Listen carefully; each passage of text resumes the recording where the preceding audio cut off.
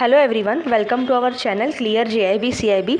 Students, आज के lecture से हम आपके जेआईबी का भी सीरीज स्टार्ट करने जा रहे हैं, जिसमें हम आपके एएफएम का accounting and finance for bankers वाला जो सब्जेक्ट है उसका मॉड्यूल ए का यूनिट 2 स्टार्ट करने जा रहे हैं, बेसिक अकाउंटेंसी प्रोसीजर्स। ठीक है, सो आपके मैक्सिमम दोस्तों के साथ ये वीडियो शेयर कीजिएगा जो भी जेआईबी का प्रिपरेशन कर रहे हैं, ताकि सभी को एग्ज़ाम क्लियर करने में हेल्प हो सके। हम यहाँ पे बुक से, जो आपका मैकमिलन का टेक्स्ट बुक है जहाँ से एग्ज़ाम में क्वेश्चंस पूछे जाते हैं, वहाँ से word to word, line to line हर एक इम्पॉर्टेंट कॉन्सेप्ट क्लियर करेंगे।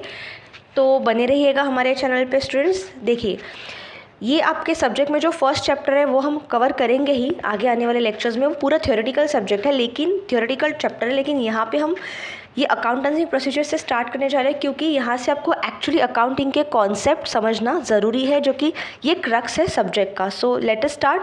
ये टॉपिक में हम क्या देखेंगे, बेसिक अकाउंटेंसी प्रोसीजर्स में कंसेप्ट ऑफ अकाउंटेंसी क्या होता है, गोइंग एंटिटी कंसर्न क्या होता है, ठीक है, डबल एंट्री सिस्टम क्या होता है, प्रिंसिपल ऑफ कंजर्वेटिज्म क्या होता है, ये सभी चीज़ें इंपॉर्टेंट देखेंगे। So let us start. देखिए, सबसे पहले तो अकाउंटिंग क्या होता है वो समझिए स्टूडेंट्स। अकाउंटिंग एक कॉमर्स की लैंग्वेज होती है, ठीक है, एक टाइप ऑफ कॉमर्स की लैंग्वेज, ऐसा अभी तक तो हम समझते आ रहे हैं, लेकिन ये होता क्या है वो समझिए। देखिए, जब हम ट्रांजैक्शंस करते हैं ना, बिजनेसेस कंडक्ट करते हैं, ट्रांजैक्शंस करते हैं, तो वो ट्रांजैक्शंस का रिकॉर्डिंग होता है। ठीक है, रिकॉर्डिंग मतलब बुक्स में। जब आप बैंक में काम कर रहे हो, ठीक है, बैंक के अंदर डेबिट क्रेडिट के भी ट्रांजैक्शंस होते हैं, तो वो हर एक ट्रांजैक्शन का बैंक अपने बुक्स में रिकॉर्ड रखता है। ठीक है, चाहे डेबिट वाला हो चाहे क्रेडिट वाला हो, अलग अलग बुक्स बैंक मेंटेन करता है कि कौन से टाइप ऑफ बिजनेस में उसे कितना प्रॉफिट हुआ, कितना लॉस हुआ। तो ये सभी चीज़ें रिकॉर्ड करने के लिए ना कुछ रूल्स जो होते हैं, जो हर एक बिजनेस को, हर एक बैंक को फॉलो करना ज़रूरी है। तो यही रूल्स को हम कहेंगे अकाउंटिंग के कॉन्सेप्ट्स, जो कि हर एक ऑर्गेनाइजेशन जो कि अपने बिजनेस के रिकॉर्ड्स मेंटेन करता है ना बुक्स में, वो फॉलो करता है। ठीक है, तो बेसिकली ये एक ऐसे अजम्पशंस है, ठीक है, बेसिक अजम्पशंस है, फंडामेंटल आइडियाज़ है, जो कि एक्सपीरियंस के बेसिस पे बेसिक रूल्स बना के बनाए गए हैं। और सभी ऑर्गेनाइजेशन जो भी फाइनेंशियल ट्रांजैक्शंस करते हैं, ठीक है, चाहे बैंक्स हो चाहे फाइनेंशियल इंस्टीट्यूशन जो अलग अलग बिजनेसेस हो, अकाउंटिंग प्रोफेशनल्स हो, वो सभी ये सब फॉलो करते हैं। तो अभी हम ये सब्जेक्ट में, ये चैप्टर में यही चीज़ समझेंगे कि अकाउंटिंग के वो क्या कॉन्सेप्ट्स हैं जो सभी फॉलो करते हैं। देखिए, आपको यहाँ पे एक टैबुलर फॉर्म में कॉन्सेप्ट्स दिए स्टूडेंट्स। डोंट वरी, ये आपको पढ़ते वक्त ऐसा लग रहा है कि ये क्या हैवी सब वर्ड्स दिए हैं, इसका मीनिंग क्या है, लेकिन आगे आने वाले चैप्टर में ये हर एक कॉन्सेप्ट आपको डिटेल में समझा दिया जाएगा। देखिए, अकाउंटिंग के कॉन्सेप्ट स्टूडेंट्स दो तरीके के होते हैं। पहला तो होता है रिकॉर्डिंग स्टेज वाला, और दूसरा होता है रिपोर्टिंग स्टेज वाला। रिकॉर्डिंग स्टेज मतलब जब ट्रांजैक्शन हो रहा है तो उसे हम एक तरीके के फॉर्म में रिकॉर्ड करते हैं। ठीक है, रिकॉर्ड इन द सेंस उसका हम एंट्री लेते हैं। ठीक है, और जब वो ट्रांजैक्शन कंप्लीट होता है तो उसके बारे में रिपोर्ट करते हैं। तो वो दोनों अलग अलग स्टेज के फॉर्म पे उसके कॉन्सेप्ट्स भी डिवाइड होते हैं। रिकॉर्डिंग स्टेज में कौन से अकाउंटिंग के कॉन्सेप्ट्स आते हैं वो देखिए। कॉस्ट कंसेप्ट वाला कॉन्सेप्ट आता है, money measurement concept, business entity concept, realisation concept, dual aspect concept और हिस्टोरिकल रिकॉर्ड्स कॉन्सेप्ट। तो ये टोटल 6 ऐसे कॉन्सेप्ट्स हैं जो कि अकाउंटिंग कॉन्सेप्ट्स के रिकॉर्डिंग वाले स्टेज में आते हैं। दूसरा स्टेज देखिए, दूसरा स्टेज होता है रिपोर्टिंग स्टेज वाला कॉन्सेप्ट। मतलब जब ट्रांजैक्शन को आप रिपोर्ट कर रहे हो कंप्लीट होने के बाद, तो उस वक्त ऐसे कौन से अकाउंटिंग के कॉन्सेप्ट्स हैं जो आपको फॉलो करना ज़रूरी है। देखिए, going concern concept, matching concept, accounting period concept, convention of conservatism, convention of full disclosure, convention of materiality and convention of consistency. ठीक है, तो ये टोटल 7 कॉन्सेप्ट्स है अकाउंटिंग के, जो कि हम रिपोर्टिंग के स्टेज पे रिकॉर्ड करते हैं, जो कि हम फॉलो करते हैं। सभी अकाउंटिंग प्रोफेशनल्स जो भी ट्रांजैक्शन कंडक्ट कर रहे हैं, रिपोर्ट कर रहे हैं, रिकॉर्ड कर रहे हैं, वो ये कॉन्सेप्ट फॉलो करते हैं। तो अभी आगे आने वाले चैप्टर में हम यही सब कॉन्सेप्ट डिटेल में देखेंगे। देखिए, तो सबसे पहले समझते हैं कि अकाउंटिंग क्या होता है, अकाउंटेंसी क्या होता है, ये पढ़ना क्यों इतना ज़रूरी है। ठीक है, तो ये एक तरीके का अकाउंटिंग का नॉलेज होता है। अकाउंटेंसी, अकाउंटिंग का जो कॉन्सेप्ट है, ये एक तरीके का नॉलेज होता है कि जब आप आपके बुक्स ऑफ अकाउंट्स प्रिपेयर कर रहे हो, ठीक है, तो उसे समराइज़ कर रहे हो, कम्युनिकेट कर रहे हो, जो भी अकाउंटिंग का इन्फॉर्मेशन है वो आप उसमें रिकॉर्ड कर रहे हो, आप उसके अंदर लिख रहे हो। मतलब क्या है कि अगर कुछ आप बिजनेस आपने कंडक्ट किया है, ठीक है, तो उसके अंदर जितने भी एंट्रीज है कि डेली का ट्रांजैक्शन है, कितना प्रॉफिट हुआ, कितना लॉस हुआ, कितना पैसा आपने उसके अंदर एज अ कैपिटल के फॉर्म में इन्वेस्ट किया, उससे कितना रिटर्न आपको मिला, ठीक है, फिर आपको उसके शेयर होल्डर्स को कितना पैसा देना है, या किसी ने अगर इन्वेस्टमेंट किया है तो वो रिडीम जब आप कर रहे हो तो कितने फॉर्म में अगर आपको उनको पैसा वापस देना है, ठीक है, या आपने किसी को लोन दिया है, या किसी ने एज अ इक्विटी के फॉर्म में उसमें पैसा डाला है तो उसका कितना % शेयर है, ये सभी चीज़ें ना बुक्स ऑफ अकाउंट्स में रिकॉर्ड होती है। ठीक है, मतलब जितने भी बिजनेस हो, बैंकिंग का बिजनेस हो, फाइनेंस बिजनेस हो, सभी ट्रांजैक्शंस हम रिकॉर्ड करते हैं, उसे समराइज़ करते हैं और अकाउंटिंग के फॉर्म में उसे हम कम्युनिकेट करते हैं। तो यही एक बिजनेस की लैंग्वेज को हम कहते हैं कि अकाउंटेंसी। ठीक है, कॉन्सेप्ट ऑफ अकाउंटिंग मतलब एक ऐसी बिजनेस की लैंग्वेज है जो कि नॉर्मली हम यूज़ करते हैं कम्युनिकेशन के लिए बिजनेस हाउस के अंदर। ओके, तो आई होप आपको समझा कि अकाउंटिंग इतना इंपॉर्टेंट क्यों है, क्योंकि कोई भी बिजनेस जब आप कंडक्ट कर रहे हो तो उसके अंदर इम्पॉर्टेंट होता है सभी ट्रांजैक्शंस को books of accounts. Books of accounts मतलब क्या, ये कॉन्सेप्ट समझिए। बुक्स ऑफ अकाउंट्स मतलब जो भी डेली के ट्रांजैक्शंस है, जो भी वीकली ईयरली ट्रांजैक्शंस है, उनको रिकॉर्ड करना, क्योंकि आप हर एक छोटे छोटे ट्रांजैक्शंस याद नहीं रख सकते। ओके, कोई भी बिजनेस के अंदर तो जब ऑडिट भी होता है तो ये सब चेक करते हैं कि आपके books of accounts properly maintain है या नहीं। ओके, तो ये बुक्स ऑफ अकाउंट्स को मेंटेन करने के लिए कुछ प्रिंसिपल्स होते हैं, कुछ बेसिक स्टैंडर्ड्स होते हैं, उनको फॉलो करना पड़ता है। ठीक है, तो यही सब चीज़ें आती है कॉन्सेप्ट ऑफ अकाउंटेंसी के अंदर। तो अकाउंटिंग प्रिंसिपल्स को एक डेफिनेशन की फॉर्म में आपको दिया गया है, यहाँ पे मैं आपको बता रही हूँ, पढ़ के देखिए। तो अकाउंटिंग प्रिंसिपल को एक स्टैंडर्ड डेफिनेशन दिया है। क्या बोला है? It is a body of doctrines commonly associated with the theory and procedure of accounting, serving as a explanation of current practices and as a guide for selection of convention and procedure where alternative exist। मतलब जब आप books of accounts में transaction की entry ले रहे हो तो कुछ बेसिक अकाउंटेंसी प्रोसीजर है, स्टैंडर्ड्स है, जो कि पहले से सेट किए गए हैं बेस्ड ऑन एक्सपीरियंस, जो कि कॉमन प्रैक्टिस है, सभी को वो एज अ गाइड के फॉर्म में फॉलो करने हैं, एज अ पॉलिसी के फॉर्म में, and based on that basic conventions procedures आपको एंट्री लेनी है। ठीक है, जो कि सबको फॉलो करनी है, उसी को हम कहते हैं अकाउंटिंग प्रिंसिपल्स। तो ये ऐसे प्रिंसिपल्स हैं अकाउंटिंग के जिनके बेसिस पे ही, जो उनको फॉलो करते ही आपको एंट्री लेनी है, आपको बुक्स ऑफ अकाउंट्स मेंटेन करनी है आपका बिजनेस के। ठीक है, चाहे बैंक हो, चाहे कोई भी बिजनेस हो। Okay, so let us move ahead. I hope आपको समझा कि अकाउंटिंग प्रिंसिपल्स क्या होता है, अकाउंटेंसी कॉन्सेप्ट क्या होती है। ओके, देखिए नेक्स्ट देखते हैं। अकाउंटिंग कॉन्सेप्ट्स बेसिकली क्या होता है, ये एक तरीके के कुछ बेसिक रूल्स होते हैं, कुछ अजम्पशंस होते हैं, कुछ प्रिंसिपल्स होते हैं जो कि फॉलो करने रहते हैं जब आप बिजनेस के ट्रांजैक्शंस रिकॉर्ड कर रहे हो। ठीक है, बुक्स ऑफ अकाउंट्स मेंटेन कर रहे हो। मैंने आपको अभी यही चीज़ एक्सप्लेन की कि जब आप बुक्स ऑफ अकाउंट्स मेंटेन कर रहे हो मतलब वहाँ पे डेली के एंट्रीज आप लिख रहे हो, तो उस वक्त क्या क्या बेसिक रूल्स आपको फॉलो करने हैं, क्या अजम्पशंस आप फॉलो करके वहाँ पे एंट्री लोगे, वही रूल्स के अंदर दायरे में रह के आपको एंट्री लेनी है, प्रिंसिपल्स फॉलो करके ही लेनी है। ठीक है, उसमें कोई भी एरर नहीं आनी चाहिए।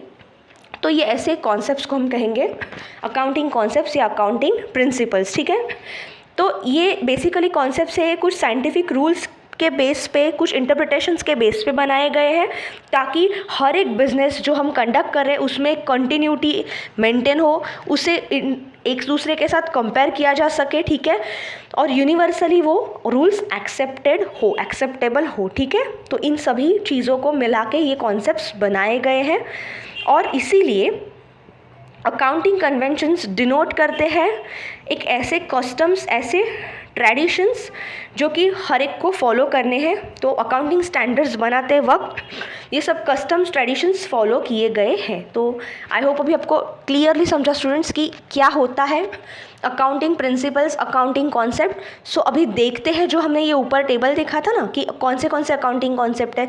रिकॉर्डिंग स्टेज पे cost concept, money measurement, business entity, और राइट साइड पे रिपोर्टिंग स्टेज पे गोइंग कंसर्न, मैचिंग कंसेप्ट। ये सभी हम एक एक डिटेल में अभी स्टार्ट करने जा रहे हैं, आपको दिया है, ठीक है। सो सबसे पहले देखते हैं accounting concepts at recording stage वाले। तो सबसे पहला मेन कॉन्सेप्ट है कॉस्ट कॉन्सेप्ट, ठीक है, जो हमने ऊपर देखा था, जो कि रिकॉर्डिंग स्टेज में पहला कॉस्ट आता है। अभी समझिए स्टूडेंट्स, कॉस्ट कॉन्सेप्ट क्या होता है।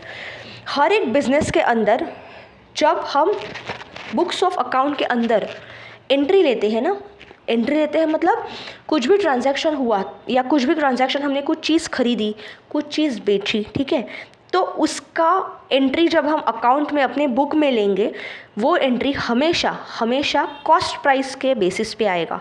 जो कॉस्ट प्राइस होता है मतलब जो प्राइस हमने पे किया है, जिस प्राइस पे खरीदा गया है चीज़, ठीक है, जिस प्राइस पे कोई भी चीज़ बिजनेस करते वक्त, ट्रांजैक्शन करते वक्त खरीदा गया है, वो एक्चुअल कॉस्ट ही हमेशा जब हम बुक्स ऑफ अकाउंट्स में एंट्री लेंगे ना, उस तब रिकॉर्ड करेंगे, इर्रिस्पेक्टिव ऑफ मार्केट प्राइस। मतलब उस वक्त वो चीज़ खरीदने के लिए मार्केट में कुछ भी प्राइस चल रहा हो, लेकिन जिस प्राइस में हमने वो चीज़ खरीदी उसी प्राइस को हम रिकॉर्ड करेंगे अपने बुक्स में, ठीक है। तो सभी मॉनेटरी ट्रांजैक्शंस जो हम रिकॉर्ड करेंगे अपने बुक्स ऑफ अकाउंट्स में, वो हमेशा कॉस्ट प्राइस, मतलब जिस प्राइस पे वो चीज़ खरीदी गई है उसी प्राइस पे हम रिकॉर्ड करेंगे, मतलब उसका एंट्री लेंगे, ठीक है।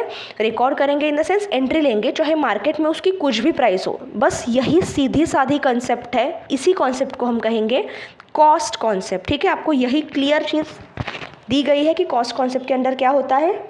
तो कितने भी मॉनेटरी कोई भी ट्रांजैक्शन, हिस्टोरिकल ट्रांजैक्शंस हो, वो सभी उसके कॉस्ट प्राइस पे, जिस प्राइस पे वो चीज़ खरीदी गई है उसी प्राइस पे वो उसका एंट्री होगा।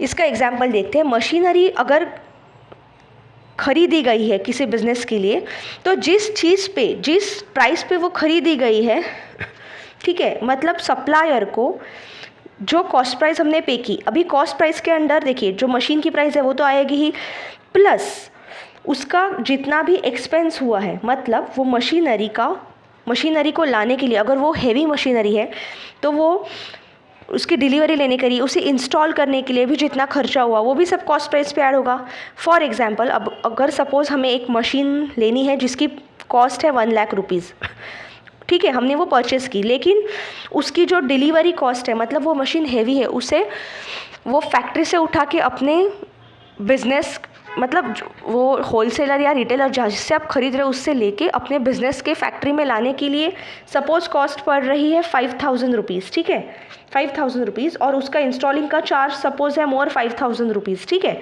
तो मुझे वो मशीनरी कितने में पड़ी, जो अगर मैं वो मशीन खरीद रही हूँ, ठीक है, तो 1 लाख रुपीज़ तो उसकी कॉस्ट प्राइस है, ठीक है, 1 लाख रुपीज़ मशीन की कॉस्ट प्राइस है, 5000 रुपीज़ उसका इंस्टॉलेशन कॉस्ट है और 5000 रुपीज़ उसका मुझे डिलीवरी, मतलब मशीन दुकान वाले से उठा के मेरे तरफ लाने के लिए 5000, तो टोटल 1,10,000 रुपीज़ का मुझे कॉस्ट देना पड़ रहा है मशीन खरीदने के लिए। मतलब 1 लाख तो उसकी कॉस्ट प्राइस है और ये ऊपर के चार्जेस, तो ये सब चीज़ें ऐड करके स्टूडेंट्स मुझे टोटल जो पैसा देना पड़ रहा है, मतलब 1,10,000 रुपये, ये क्या है, ये हुई वो मशीन की कॉस्ट प्राइस। तो मैं अपने बिज़नेस के बुक्स ऑफ अकाउंट्स में वो मशीन की जो रिकॉर्ड करूँगी वैल्यू, कॉस्ट प्राइस, वो करूँगी 1,10,000, क्योंकि जिस अमाउंट पे मैंने खरीदी और ख़रीदते वक्त मुझे जो भी एक्स्ट्रा कॉस्ट उस टाइम लगा वो ऐड करके, ठीक है, चाहे वो मशीन की मार्केट में कुछ भी वैल्यू हो।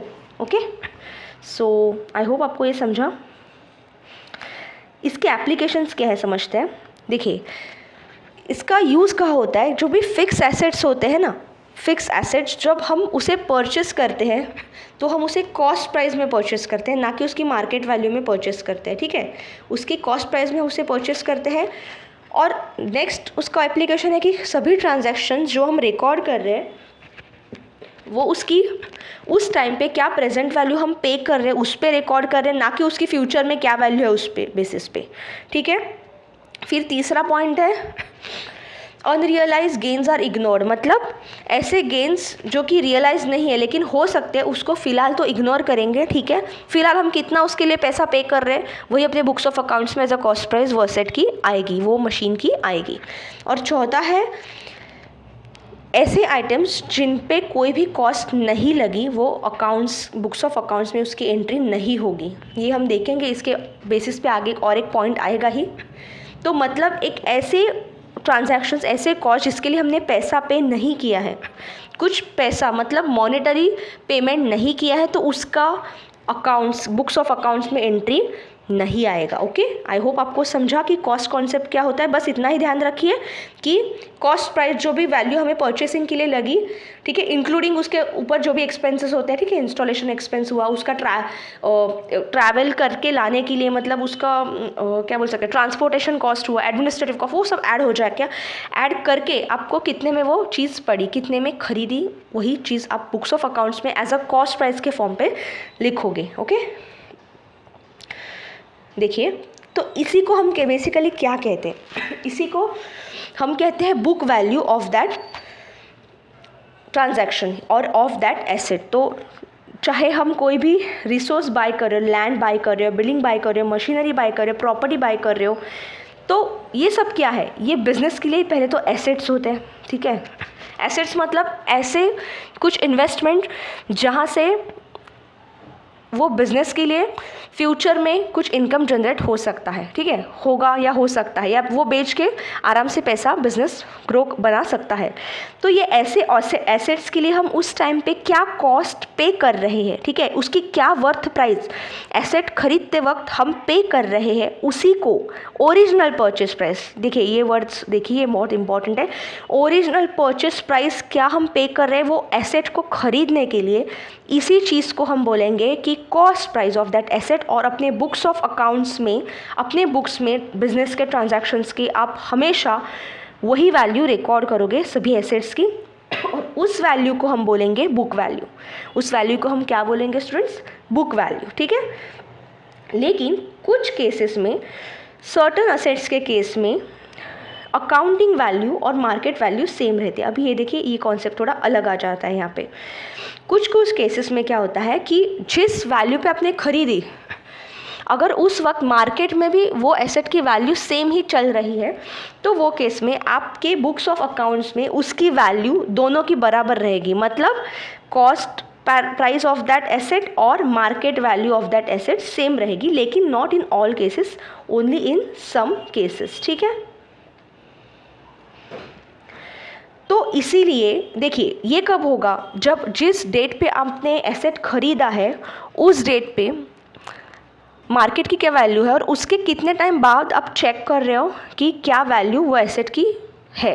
तो जितना ज़्यादा टाइम तक, जितना लॉन्गर पीरियड तक आप वो एसेट होल्ड करके रखोगे, उतनी उसकी मार्केट प्राइस बढ़ती जाएगी, लेकिन बुक वैल्यू तो सेम रहेगी। जैसे कि ये कॉन्सेप्ट थोड़ा समझिए कैसे चलता है।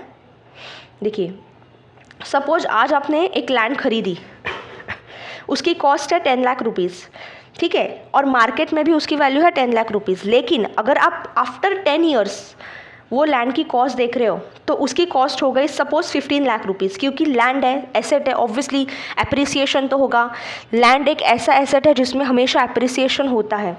तो आपके बुक्स ऑफ अकाउंट्स में आपने क्या वैल्यू रिकॉर्ड की है कि 10 लाख रुपया ये एसेट की वैल्यू है, लेकिन 10 साल के बाद अगर आप चेक करोगे तो वो एसेट की मार्केट वैल्यू क्या हुई, 15 लाख। तो क्या ये सेम है? नहीं, क्योंकि आप 10 साल के बाद वो चेक कर रहे हो, ठीक है। लेकिन तो इसका मतलब क्या है कि जितने लॉन्गर टाइम तक आप अपने बिजनेस का एसेट होल्ड करके रखोगे, उतना ये चांसेस कम हो जाता है कि मार्केट वैल्यू और बुक वैल्यू सेम हो। बुक वैल्यू मतलब परचेस वैल्यू, कॉस्ट प्राइस, जो कॉस्ट पे हमने वो एसेट खरीदा है अपने बिजनेस के लिए, ठीक है।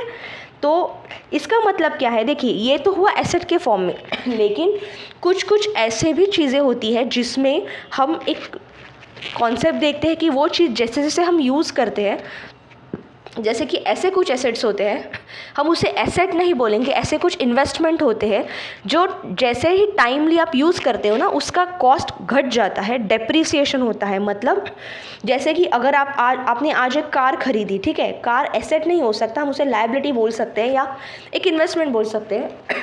अगर आज आपने एक कार खरीदी 5 लाख में, तो कुछ सालों के बाद क्या वही कार अगर आप बेचने निकालोगे, कुछ साल, अगर सपोज 2 साल उसको यूज़ करने के बाद, तो क्या उसकी कॉस्ट सेम रहेगी? नहीं, उसकी कॉस्ट घट जाएगी। कितने में घट जाएगी? हो सकता है 3 लाख बचे, हो सकता है 2 लाख, या हो सकता है 1 ही लाख मिले आपको। ये क्यों हुआ? क्योंकि जैसे जैसे टाइम आगे गया तो आपके जो इन्वेस्टमेंट है, जो आपने इन्वेस्टमेंट किया, उसका जैसे जैसे आपने यूज़ किया, टाइम उसका लिमिटेड है, ठीक है, तो एज़ पर यूसेज उसका प्राइस डेप्रिशिएट हुआ। और जैसे जैसे प्राइस डेप्रिशिएट हुआ तो इसका इफ़ेक्ट किस चीज़ पे हुआ? उसकी जो बुक वैल्यू है वो कम हुई, मतलब उसकी मार्केट वैल्यू कम हुई, बुक वैल्यू नहीं, सॉरी, मार्केट वैल्यू कम हुई। बुक वैल्यू तो 5 लाख ही रहेगी, लेकिन मार्केट वैल्यू उसकी कम हुई। तो क्या हुआ? प्रॉफिट भी रिड्यूस हुआ। मतलब धीरे धीरे जैसे जैसे ऐसे एसेट्स, कुछ एसेट्स ऐसे होते हैं जिसका लाइफ लिमिटेड रहता है, और जैसे जैसे टाइम आगे बढ़ता है उसकी कॉस्ट घट जाती है, तो उसे कहते हैं हम डेप्रिसिएशन। और अकाउंटिंग पीरियड में इसे बोलते हैं कि धीरे धीरे वो डेप्रिशिएट होकर आपका प्रॉफिट रिड्यूस हुआ जैसे जैसे पीरियड आगे बढ़ता है, ठीक है। अगर आप बैंक में भी काम करो तो आपको पता है, अगर आपने आज एक चीज़ खरीदी है, कुछ एसेट, तो कुछ टाइम के बाद, यूसेज के बाद, अगर आप वापस वो बेचने निकालोगे तो उसका उतना ही पैसा नहीं मिलेगा जितना स्टार्टिंग में आपने खरीदा था, ठीक है। तो इसी को कहते हैं, ये कॉन्सेप्ट को, डेप्रिसिएशन, ठीक है। तो ये और एक कॉन्सेप्ट आया। तो डेप्रिसिएशन जब होता है तो जितने टाइम के बाद आप वो चीज़ वापस बेचने के लिए निकाल रहे हो, तो मार्केट वैल्यू उस टाइम पे वो एसेट या वो चीज़ आपने जितना यूज़ किया है, जैसे कि कार हो, तो यूसेज के बाद, उतना टाइम यूसेज के बाद, जैसे कि कितना 1000 किलोमीटर्स वो चली है, कितना ईयर्स आपने यूज़ किया, उसकी कंडीशन क्या है, ठीक है, तो उसके हिसाब से उसकी मार्केट वैल्यू डिसाइड होती है, डेप्रिशिएटेड मार्केट वैल्यू, कि कितना वैल्यू घट के आपको अभी हाथ में पैसा मिलेगा, ठीक है। तो आई होप आपको समझा स्टूडेंट्स ये डेप्रिसिएशन वाला कॉन्सेप्ट क्या है। तो बेसिकली जो कॉस्ट कॉन्सेप्ट है ना, अकाउंटिंग का कॉस्ट कॉन्सेप्ट, ये बेसिक 3 क्राइटेरिया फॉलो करता है। पहला है रिलीवेंस, दूसरा है ऑब्जेक्टिविटी, और तीसरा है feasibility. Relevance, objectivity and feasibility, okay. Next concept आता है स्टूडेंट्स मनी मेजरमेंट कॉन्सेप्ट। नाम से ही पता चलता है मनी मेजरमेंट मतलब ऐसे ही ट्रांजैक्शंस बुक्स ऑफ अकाउंट्स में रिकॉर्ड होंगे जो कि मनी के फॉर्म में हम मेजर कर सकते हैं, ठीक है।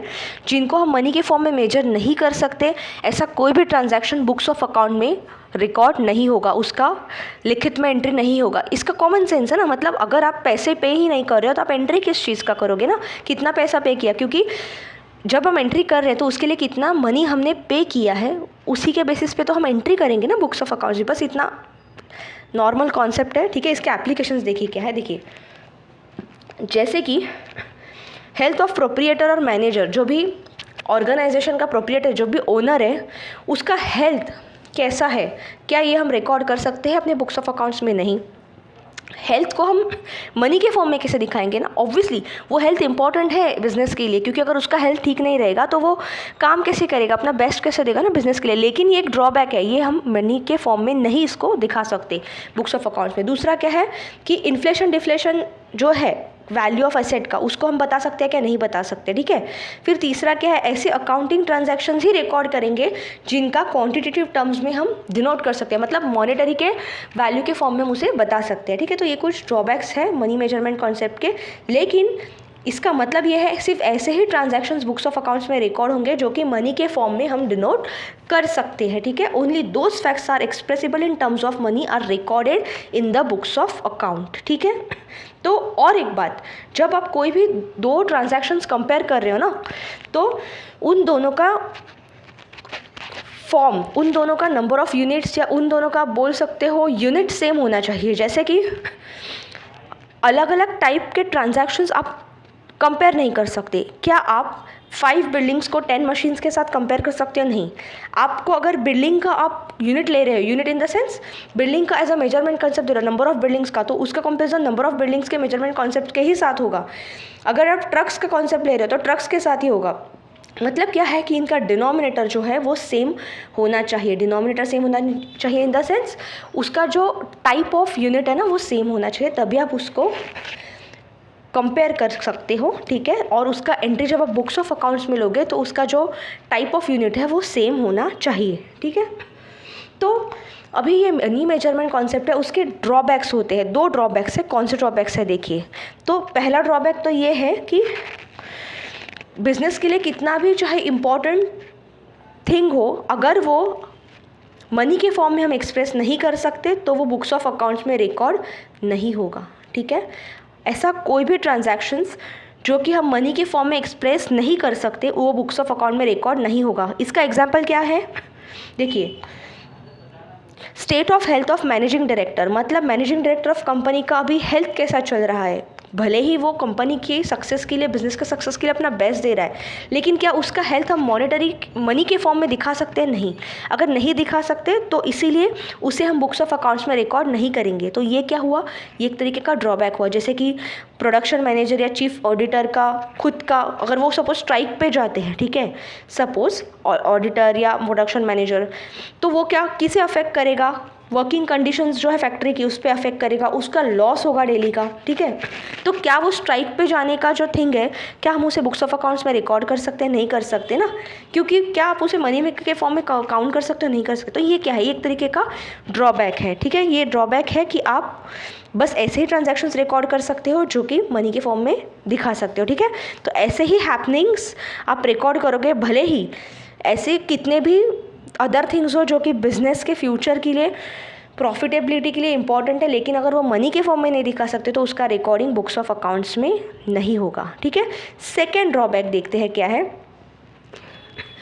जब आप बुक्स ऑफ अकाउंट्स में एंट्री कर रहे हो मनी मेजरमेंट कॉन्सेप्ट के लिए, तो आप किस चीज़ पे एंट्री करोगे? बुक वैल्यू पे, मतलब कॉस्ट प्राइस पे। और कुछ सालों बाद अगर आप एंट्री कर रहे हो तो फिर उस टाइम की बुक वैल्यू पे आप एंट्री करोगे ना। तो मतलब आपने अगर 10 साल पहले, मतलब सपोज 2010 में आपने एक एंट्री की, सपोज कुछ एसेट आपने सपोज 2010 में आपने एक एसेट खरीदा से 10 लाख रुपीज़ का, और उसके 10 साल बाद 2020 में भी आपने एक एसेट खरीदा, ठीक है। तो वो भी एसेट अगर आपने 10 लाख का ही खरीदा, बुक्स ऑफ अकाउंट्स में दोनों का एंट्री क्या हुआ? 10 लाख और 10 लाख। तो बुक्स ऑफ अकाउंट्स ये दोनों एंट्रीज़ के जो वैल्यू है वो इनको इक्वली कंसिडर करेगा, ठीक है। वो ये नहीं देखेगा बुक्स ऑफ अकाउंट्स की उस टाइम की 10 लाख की प्राइस, उस टाइम मतलब 10 साल पहले की 10 लाख की प्राइस, और 2020 के टाइम में जब एसेट खरीदा तभी की 10 लाख की प्राइस इक्वल है या नहीं। मतलब जो टाइम वैल्यू ऑफ मनी है ना, जैसे जैसे टाइम आगे जाता है तो पैसे की वैल्यू घटती है ना, ठीक है। जो चीज़ हम पहले 2 लाख में खरीदते थे, आज वो खरीदने के लिए 5 लाख रुपीज़ लग रहे अप्रॉक्सीमेट। तो ये क्या है, ये एप्रिसिएशन हो रहा है, मनी का डेप्रिसिएशन, मनी का वैल्यू कम हो रहा है, महंगाई बढ़ रही है, इन्फ्लेशन बढ़ रहा है, ठीक है। तो ये चीज़ मनी मेजरमेंट कॉन्सेप्ट ध्यान में नहीं देता, ठीक है।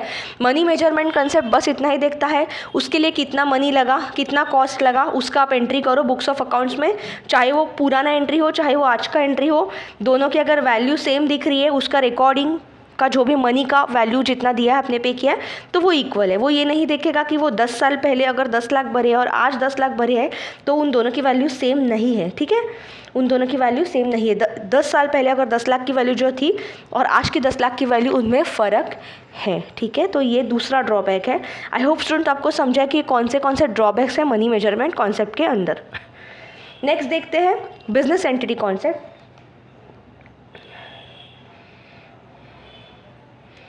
देखिए, बिजनेस एंटिटी कॉन्सेप्ट क्या बोलता है, बिजनेस हमेशा अपना ओनर से अलग होता है। मतलब जिसने बिज़नेस स्टार्ट किया, जो भी प्रोप्रिएटर ने, जो भी ओनर ने बिज़नेस स्टार्ट किया, ठीक है, या जो भी कुछ नंबर ऑफ़ पीपल ने एज अ पार्टनरशिप में आके बिज़नेस स्टार्ट किया, तो वो और बिज़नेस एंटिटी मतलब बिज़नेस इटसेल्फ, ये दोनों अलग एंटिटी है, ये दोनों सेम एंटिटी नहीं है, क्योंकि बिज़नेस एक अलग ही फॉर्म दिखाता है, ठीक है। बिज़नेस को खुद का अलग एग्जिस्टेंस होता है और उसका और ओनर का आप एक ही, क्या बोल सकते हैं आप, एक ही वेट में नहीं रख सकते दोनों को, इट इज़ टोटली डिफरेंट, ठीक है। तो हमेशा बिजनेस को आप उसके प्रोप्रिएटर से अलग एंटिटी कंसीडर करो, बिजनेस को एज अ अलग पर्सन कंसीडर करो। तो इसीलिए जब जो कैपिटल ओनर बिजनेस में डालता है, ठीक है, तो ज़रूरी नहीं बिजनेस और ओनर एक ही चीज़ है, नहीं। ओनर है, अगर वो कुछ कैपिटल अपना बिजनेस में डालता है, जैसे कि उसने सपोज़ 1 करोड़ रुपीज़ बिजनेस में डाले, ठीक है, किसी ओनर ने एक बिज़नेस स्टार्ट किया, तो जो ओनर है वो क्या है, वो बिज़नेस में पैसा डाल रहा है, तो वो उसका एक टाइप ऑफ शेयर होल्डर हो गया, ठीक है। उसने अपना कैपिटल डाला, तो बिज़नेस के लिए ये 1 करोड़ रुपीज़ क्या हुई, लायबिलिटी हुई, जो कि आज नहीं तो कल ओनर क्लेम करेगा अपना 1 करोड़ रुपीज़, क्योंकि उसने अपना पैसा इन्वेस्ट करके बिज़नेस चालू किया। और ओनर के लिए 1 करोड़ रुपीज़ क्या हुआ, एसेट हुआ, क्योंकि वो पैसा उसको आज नहीं तो कल वापस आएगा। तो ओनर और बिज़नेस या प्रोप्रिएटर और बिजनेस हमेशा अलग एंटिटी है, तो आप उसको सेम कंसिडर मत करो, they are always different entity, ठीक है। बस इतना ही यहाँ पे बताया है बिजनेस एंटिटी कॉन्सेप्ट में। इसके एप्लीकेशंस देखते हैं। देखिए, जब प्रोप्रिएटर या बिजनेस का ओनर मनी विड्रॉ करता है बिजनेस में से अकाउंट्स में से, तो उसे एज अ ड्रॉइंग्स, मतलब money debited from business account consider किया जाता है। वो बिजनेस और ओनर एक एंटिटी नहीं है। अभी इतना ही आप ध्यान रखिए कि अभी अगर बिजनेस और ओनर सेम एंटिटी नहीं है, तो जो पैसा ओनर बाहर निकालेगा वो बिजनेस के लिए क्या हो जाएगा, लायबिलिटी होगा, ठीक है, मतलब वो दे रहा है ना, और ओनर के लिए एसेट होगा, ठीक है। Profit is a liability while loss is an asset. अभी हम अगर बिजनेस के पॉइंट ऑफ व्यू से देखें, बिजनेस को एज अ हम एक एंटिटी, एक पर्सन जैसे कंसिडर करेंगे, तो प्रॉफिट अगर होता है बिजनेस में तो वो लायबिलिटी हुई बिजनेस की। क्यों? क्योंकि वो प्रॉफिट उसे ओनर्स को, उसके शेयर होल्डर्स को देना पड़ेगा। भाई लॉस इज़ एन असेट, अगर बिजनेस में लॉस होता है तो वो पैसा ओनर्स या शेयर होल्डर्स फिर से कमा के वो बिजनेस में डालेंगे, मतलब बिजनेस के पास वो वापस आएगा, इसलिए लॉस बिजनेस का एसेट होता है और प्रॉफिट बिजनेस का लायबिलिटी होता है। फिर नेक्स्ट है फाइनेंशियल परफॉर्मेंस, ये एंटिटी ने कितना किया, ठीक है, इसे आप बिजनेस के रेवेन्यू और एक्सपेंसेस के अकाउंट्स में दिखा सकते हो, ठीक है। मतलब जब बिजनेस चालू है उस वक्त कितना रेवेन्यू जनरेट हुआ, वो रेवेन्यू अकाउंट में, मतलब प्रॉफिट वाले अकाउंट में जाएगा, और एक्सपेंसेस कितने हुए, ठीक है, या कितने उसमें पैसे डालने पड़े, तो वो इन्वेस्टमेंट वाले अकाउंट में जाएगा। और जब लिक्विडेशन करने की बारी आएगी ना बिजनेस के, जब बिज़नेस लिक्विडेट कर रहे हो, ठीक है, बेच रहे हो कंपनी, तब जो भी स्टेक होल्डर्स का पैसा उसमें लगा है उनको पहला पेमेंट करना ज़रूरी है, तो वो बिज़नेस के लिए क्या हुई, लायबिलिटी हुई, ठीक है। तो लिक्विडेशन करते वक्त पैसा वापस देना पड़ेगा स्टेक होल्डर्स को। तो इसीलिए बस आप इतना ही ध्यान रखो यहाँ पे, जब बिजनेस एंटिटी कॉन्सेप्ट के अंदर ओनर और प्रोप्रिएटर या जो भी स्टेक होल्डर है, जो भी जिन्होंने बिजनेस चालू किया है, वो अलग एंटिटी है, और बिजनेस इटसेल्फ अलग एंटिटी है, वो एक ही एंटिटी नहीं है, ठीक है। तो इसीलिए आपको डिस्टिंक्शन करना है हमेशा बिजनेस और ओनर के बीच में, ठीक है। तो इसीलिए जब आप ट्रांजैक्शंस रिकॉर्ड कर रहे हो तो आपको वो ट्रांजैक्शन बिजनेस के पॉइंट ऑफ व्यू से देखने हैं, ना कि ओनर के पॉइंट ऑफ व्यू से, ठीक है।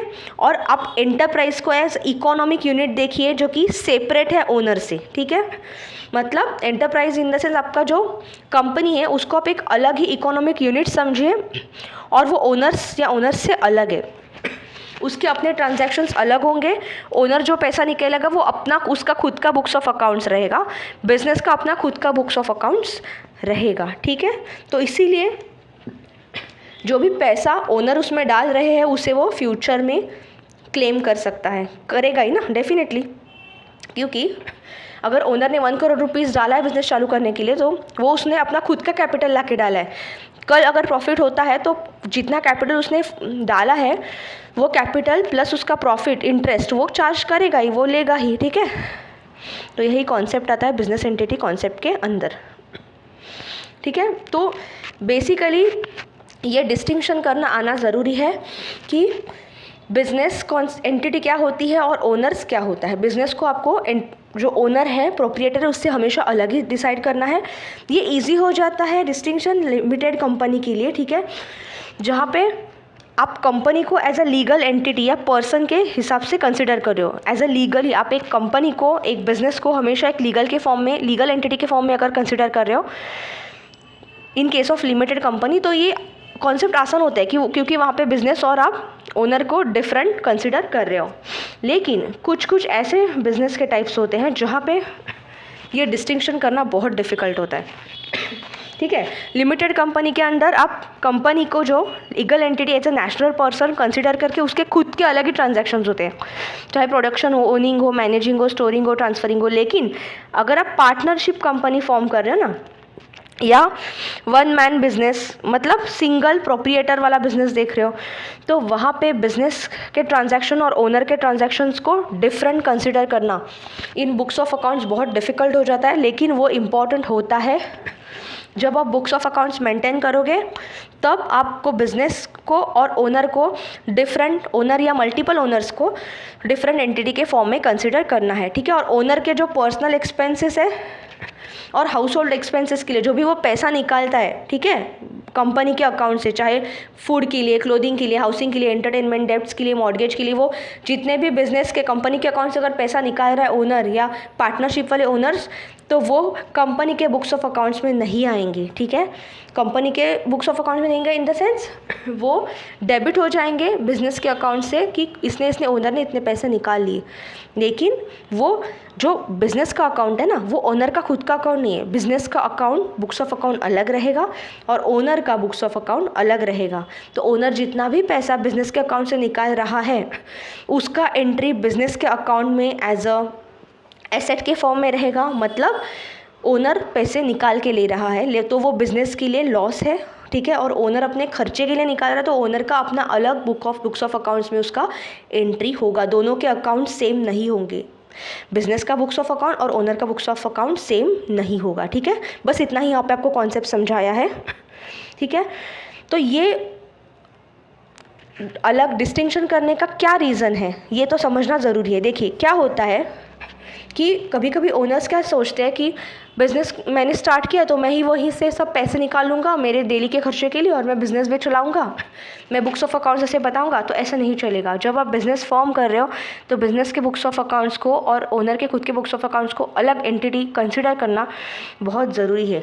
तो इसीलिए अभी अगर ऐसा है तो अगर ओनर ने बिज़नेस स्टार्ट किया और उसको बिज़नेस के डेली के ट्रांजेक्शन्स करने के लिए पैसा चाहिए तो वो कहाँ से करेगा। तो इसीलिए एक अलग फ़ंड मेंटेन किया जाता है, ठीक है। तो ऐसा फ़ंड मेंटेन करते हैं ताकि वो बिज़नेस चलाने के लिए ओनर को अगर पैसा निकालना पड़े, ठीक है, तो ओनर वो फंड से, वो अकाउंट से निकाला जाता है। उसे मैनेज करने के लिए कई तरीके के मैनेजर्स रखे जाते हैं, इंटरेस्टेड ओनर्स रखे जाते हैं, बैंक्स रखे जाते हैं, ठीक है, ताकि वो फंड से वो पैसा निकाल के बिज़नेस मैनेज कर सके, ठीक है। उसके लिए एक अलग से फ़ंड रखा जाता है ताकि अगर बिज़नेस चलाना है तो ओनर को खुद के पॉकेट से हमेशा पैसा देने की ज़रूरत नहीं। उसने वन टाइम कैपिटल डाल दिया अपना बिज़नेस के अंदर, सपोज़ 1 करोड़ रुपीज़, तो उसका ये क्या हुआ, उसका एसेट हुआ और बिज़नेस के लिए क्या हुआ, लायबिलिटी हुआ। अभी ये 1 करोड़ रुपीज़ में से सपोज़ 10 लाख का फ़ंड साइड में रखा स्पेशली फॉर कंडक्टिंग बिजनेस, ठीक है। तो ये फ़ंड से जो लोग मैनेजर्स चला रहे बिज़नेस वो बिज़नेस आगे चलाएंगे, ठीक है। तो ये हुआ स्टूडेंट्स बिज़नेस एंटिटी कॉन्सेप्ट। अभी नेक्स्ट कॉन्सेप्ट देखते हैं, रियलाइजेशन कॉन्सेप्ट। देखिए ये कॉन्सेप्ट क्या बोलता है कि जब रेवेन्यू जनरेट हो रहा है तभी आप उसे रियलाइज्ड एज अ कंसिडर करोगे। मतलब क्या, देखिए, it is treated as a realize और earn on the date when property और goods passes to the buyer and becomes legally liable to pay for goods. तो जब आप बायर के पास, जो बायर ने चीज़ खरीदी है, गुड्स है, प्रॉपर्टी है, जिस दिन उसका डील हुआ और जिस दिन बायर के हाथ में उसका पोजेशन आया, उसका अथॉरिटी आ गया, ठीक है, बायर ने वो चीज़ खरीदी, उसी दिन से वो चीज़ का जो वैल्यू है आप पे कर सकते हो, ठीक है। मतलब उस दिन लीगली लायबल होता है बायर वो गुड्स का पेमेंट करने के लिए, ओके। मतलब क्या है, जैसे कि सपोज़ एक कंपनी ने कार बेची, ठीक है, एक कंपनी ने कार बेची एक बायर को, और जिस दिन बायर ने वो कार खरीदी, बायर को वो कार हाथ में उसी टाइम पे उसको उसका पेमेंट करना है। लीगली बायर लायबल होता है वो कंपनी को पेमेंट करने के लिए। हमारे यहाँ पे ऐसा नहीं होता, हम लोग के यहाँ पे तो हम पेमेंट करते हैं और उसके बाद में हम पोजीशन लेते हैं।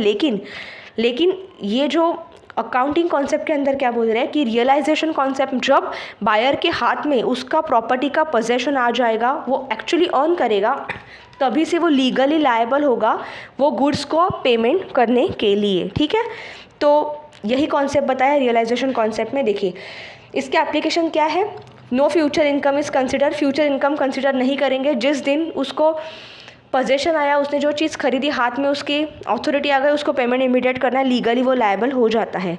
Goods sold on approval will not be included in sale but at cost only. तो जिस प्राइस पे डिसाइड हुआ है कि जिस कॉस्ट पे वो ख़रीदा है, वही कॉस्ट प्राइस पे वो उसका पेमेंट करना है। Market value, sales value consider नहीं होगी। फिर नेक्स्ट है कि जो भी रूल्स है रेवेन्यू रिकॉग्निशन के अर्निंग प्रोसेस के लिए, उसे एक तो कंप्लीट या आइदर नियर कंप्लीशन आपको कंसिडर करना है। मतलब जब आप उसका पेमेंट कर रहे हो तो आपको ऐसे ही समझ के पेमेंट करना है कि हाँ मुझे वो उसका पोजीशन मिला है तो मुझे उसका पेमेंट इमीडिएट करना है। ठीक है, लीगली लायबल हम हो जाते हैं फॉर पेमेंट ऑफ गुड्स। ठीक है, तो रियलाइजेशन कॉन्सेप्ट यही चीज़ बताता है कि कब आपको आप रियलाइज़ कर रहे हो, मतलब आप लीगली लायबल हो पेमेंट ऑफ गुड्स के लिए, जब हाथ में उसके एक्चुअली पोजीशन आ जाता है, रियलाइज़ हो जाता है, ऑन करता है कौन, बायर। ठीक है, तो आई होप स्टूडेंट्स आपको समझा रियलाइजेशन कॉन्सेप्ट क्या होता है। तो स्टूडेंट्स आज का लेक्चर हम यहीं पे एंड करते हैं। आगे आने वाले लेक्चर में हम आगे के सभी अकाउंटिंग के कॉन्सेप्ट्स देखेंगे और जल्दी हम बाकी के भी आपके JIB के सब्जेक्ट्स के वीडियोस लेके आएंगे। तो बने रहिएगा हमारे चैनल पे, सब्सक्राइब कीजिए हमारे चैनल को, बेल आइकन को प्रेस करना ना भूलिएगा ताकि कोई भी इंपॉर्टेंट अपडेट आप मिस ना करो। आपके मैक्सिमम दोस्तों के साथ ये चैनल शेयर कीजिएगा ताकि जो भी JIB का प्रिपरेशन कर रहे हैं उनको एग्ज़ाम क्रैक करने में हेल्प हो सके। हमने CIB के ऑलरेडी कई सारे लेक्चर्स डिलीवर किए हैं, सो कुछ डाउट रहेगा तो ज़रूर कमेंट सेक्शन में पूछिएगा। Thank you students for watching our video.